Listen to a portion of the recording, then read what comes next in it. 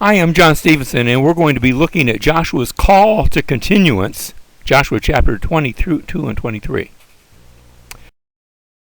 Back in chapters 1 through 5, we had they were getting ready to go into the land. There was a call to remember the Lord. Then we had in chapters 6 through 12 of Joshua the actual conquest, the taking of the land. Next, we had in chapters 13 through 21 the distribution of that land. And finally now in chapters 22 through 24, although we're going to just look at the first two chapters of that, we have, again, a call to remembrance as they're now going to be living in the land.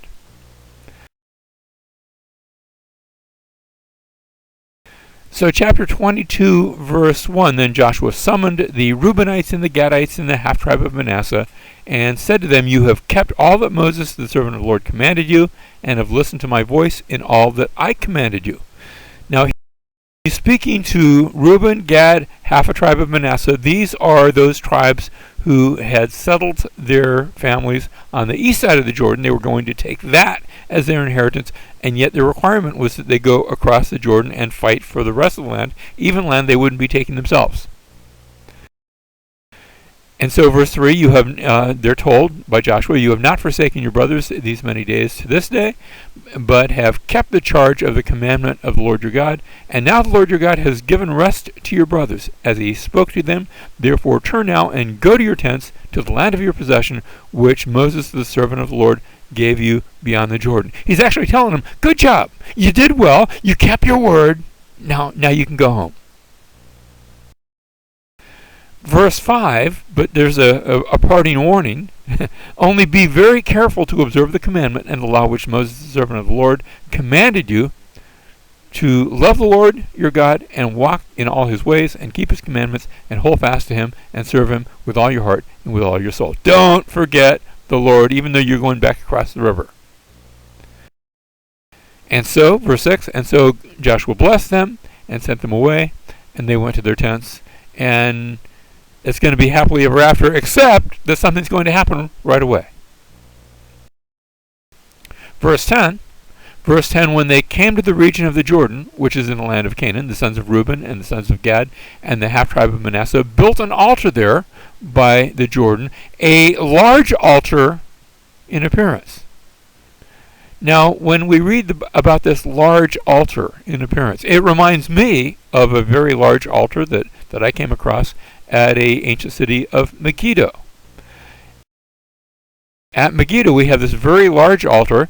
This was not the altar we're reading about, but it's another very large altar. You can imagine what a very large altar looks like.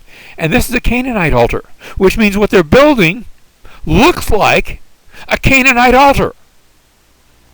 Now, the question comes up, was this a good thing or was this a bad thing? Well, to answer that, verse 12, the sons of Israel heard of it. The whole congregation of the sons of Israel gathered themselves at Shiloh to go against them in war. The sons of Israel thought it was a bad thing. Oh no, they're going back to worship idols. They're adopting the worship style of the Canaanites. Now in verse 21, when these two parties get together, then the sons of Reuben and the sons of Gad and the half-tribe of Manasseh answered and spoke to the heads of the families of Israel. And they give this explanation. Here we go in verse 22. "The mighty one, God the Lord, the mighty one, God the Lord." You know, we haven't left it. We haven't worshipped some other God. It's Yahweh that we're worshiping. He knows, and may Israel itself know, if it was in rebellion or if in an unfaithful act against the Lord, then do not save us this day. In other words, we deserve to be put to death. Verse 23, "If we have built us an altar to turn away from following the Lord, or if to offer a burnt offering or grain offering on it, or if to offer sacrifices of peace offering on it," which they weren't supposed to be doing because only the tabernacle was to be the place of offerings, "then may the Lord himself require it." Require our lives as forfeit. Verse 24, "But truly we have done this out of concern for a reason, saying, in time to come your sons may say to our sons, what have you to do with the Lord, the God of Israel?" In other words, you've got this river separating us. You're going to be on that side, we're going to be on this side. And your sons might say to us, "Gee, what do you worship? You're not worshiping with us." You must have another God over there. Verse 26, therefore we said, let us build an altar, not for burnt offering or for sacrifice, but rather it shall be a witness between us and you, and between our generations after us, that we are to perform the service of the Lord before him with our burnt offerings, and with our sacrifices, and with our peace offerings, so that your sons will not say to our sons in time to come, you have no portion in the Lord. It is not to be for sacrifice, it is to be a memorial. It reminds me a little bit of when we come to the Lord's table. When we come to the Lord's table, it is not for a sacrifice. The sacrifice has already taken place. It took place somewhere else. It is for a memorial. It reminds us of the sacrifice that did take place. And these, Reuben and Gad and half tribe of Manasseh, they're saying something similar here. So verse 29, far be it from us that we should rebel against the Lord and turn away from following the Lord this day by building an altar for burnt offering, for grain offering, or for sacrifice, besides the altar of the Lord our God, which is before his tabernacle. You see, they recognize the sanctity of the altar of the Lord at the tabernacle. And so they're not trying to replace that. They are trying to give something that will help remind them of that. We don't try to replace Jesus when we come to the Lord's table.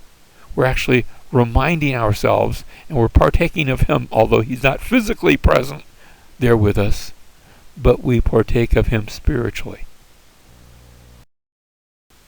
And so this altar was to serve as a symbol of unity and a reminder of their heritage rather than a place of sacrifice. It reminds us of that other place that was to serve as a symbol of unity. Not a sacrifice. The Lord's table is not a sacrifice. The sacrifice has already taken place. But rather is a symbol of our unity, and we come together to show that we are one body, and we eat together, and we drink together, and we eat and drink of him in faith.